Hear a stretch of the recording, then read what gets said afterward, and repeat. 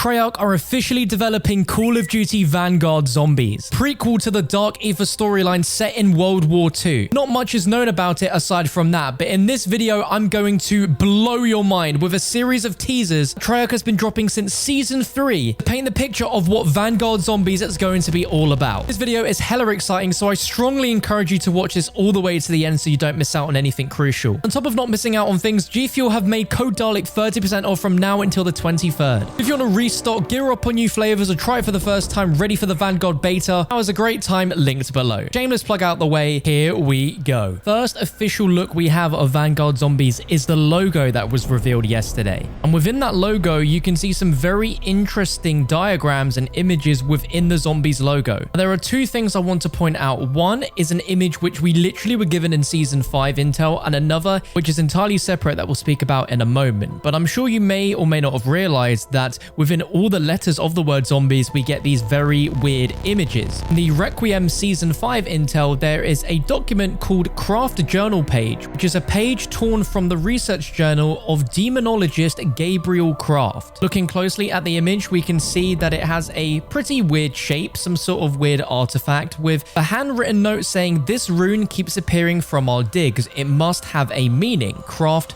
1944. Now, obviously, Cold War Zombies takes place in the 1980s, and anything regarding 1944 is directly relating to World War II. And if we look in the middle of the rune diagram, you can see what looks like an eye with a weird shape in it. And if we go look at the Zombies logo, we can see exactly the same rune drawn on the M. We can literally overlay it, and it's exactly the same. This is clearly Treyarch's first in-game teaser towards the storyline for Vanguard Zombies. As for what the rune is, we have no idea, but we can look through the context of this entry page coming from Gabriel Craft, who is a demonologist. And if we look up what a demonologist is, it's the non-scientific study of demons or beliefs about demons and the hierarchy of demons. These may be non-human, separable souls, or discarnate spirits which have never inhabited a body. Now, relating this back to the Dark Aether storyline and what we know of so far, anything that comes close to linking the idea of demons is the idea of the Forsaken itself. We don't know what it looks like, but we know what it sounds like, and it sounds very demonic. And as Vanguard will serve as a prequel to the Black Ops Cold War storyline, it could go one step further than the undead literally being just zombies and having demons and full-on ghostly spirits. I mean, if we look up the definition of demonology again, definition of demon is something that's non-human, a separable soul, or a discarnate spirit which has never inhabited a body. I've seen some really cool new zombie types been added with Cold War Zombies, and if Mephistopheles is anything to go by from IW, they've only just scratched the surface of what could be done with actual demons inside of Call of Duty, and I think that will just add such a crazy dark element to zombies that will make it feel quite reminiscent to World War II zombies. Like, looking at every little image we have in the logo, it really seems to try to incorporate the themes from that mode into this. Now, there is another symbol in the logo which is incredibly important, and this is in the B, the I, and E, which I haven't seen a lot of people clock onto. Now, just like with the Intel image that you see in the M, it's a very basic version of it, missing a lot of details, and to me, the B, I, and E represents a logo for the UNRB, which were a German project dedicated to researching the archaeological and cultural history of the Aryan race. Now, there are a few minor differences to the basic version in the logo to what the actual logo is, and here's them side by side.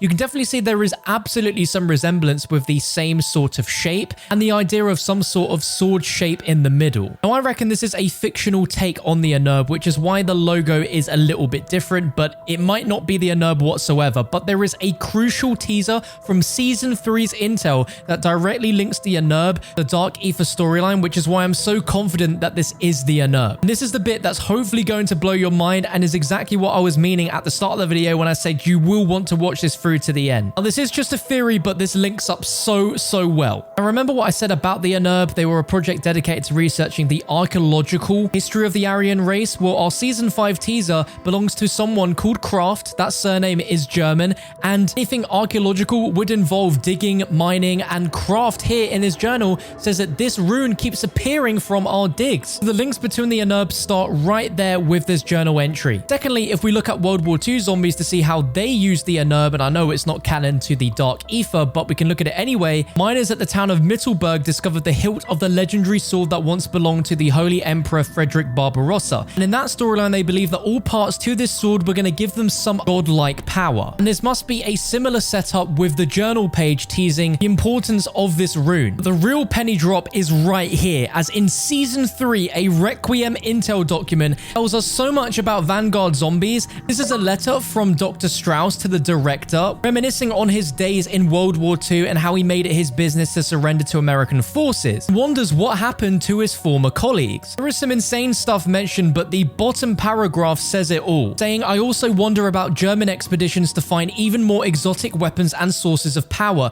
The SS Anerb unit scoured the globe for the likes of Thor's hammer, the Holy Grail, and Atlantis itself." Fantastical, yes, but what if the scholars they forced to help them actually found something usable? Now, you can't deny at this point that the SS Anerb unit are going to be involved in Vanguard Zombies, because it's referenced here in this reminiscent document where he's talking specifically about World War II. The SS Anerb unit scoured the globe to find exotic weapons and sources of power. Journal entry teaser comes from someone called Kraft. That's a German name. The purpose of the unerb was to scour for these exotic weapons and artifacts, and Kraft is part of a group who were leading consistent digging operations to find stuff, and this rune keeps appearing. The two are absolutely linked, so there could be a very good chance that in Vanguard Zombies, we are either playing as part of the SS Anerb unit scouring for these exotic weapons to try advance the ideology of the Aryan race, which the Germans were trying so hard to achieve, or we're playing as a group against the SS Anerb, having that same similar dynamic between Requiem and Omega. Technically, back then, the Germans were the bad guys. The journal entry could be a little bit of evidence towards what was going on there. But my god, can you imagine if what Strauss is saying is actually going to happen, and we're going to see some artifacts and runes and wonder weapons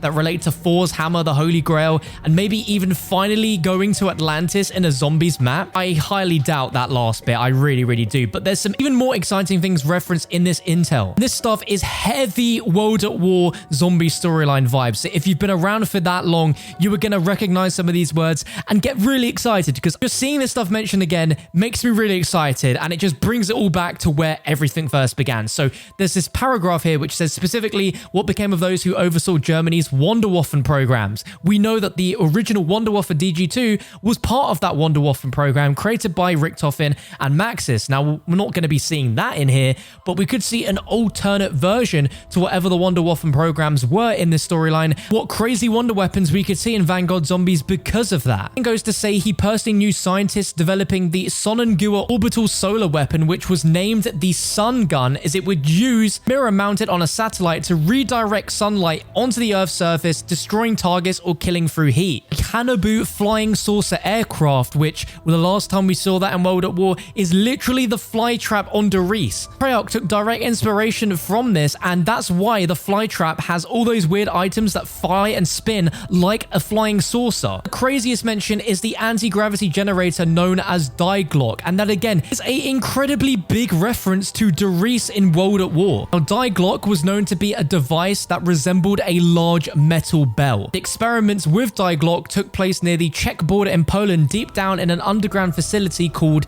Doris, hence why the map is called Doris. And the tests were thought to have taken place at the Henge, which is an outdoor structure, and that's exactly what makes up the flytrap. It is essentially a bit like Stonehenge, and it's a henge made out of several slabs. We're very confident that the Wunderwaffe DG2 was powered by Die Glock, because in the name of the gun it's Wunderwaffe DG, which stands for Die Glock. Now, there are some wild real-life theories as to what Die Glock was supposed to be for, where it came from, and some believe it was reverse engineered from a crashed alien craft. And the Germans were thought to be using it to try and bend time and space. And there's even a claim that putting a mirror on top whilst it was operating gave the ability to see images from the past. But I mean, this sounds so incredibly zombies-esque. It's almost perfect, which is why Treyarch had so much influence from it in Doris back then. And they're referencing it again here in the storyline for Cold War, mentioning an anti-gravity generator. If we see any of the concepts that Strauss is mentioning here in this intel in Vanguard Zombies, this storyline is going to be absolutely incredible and sounds so World at War-like that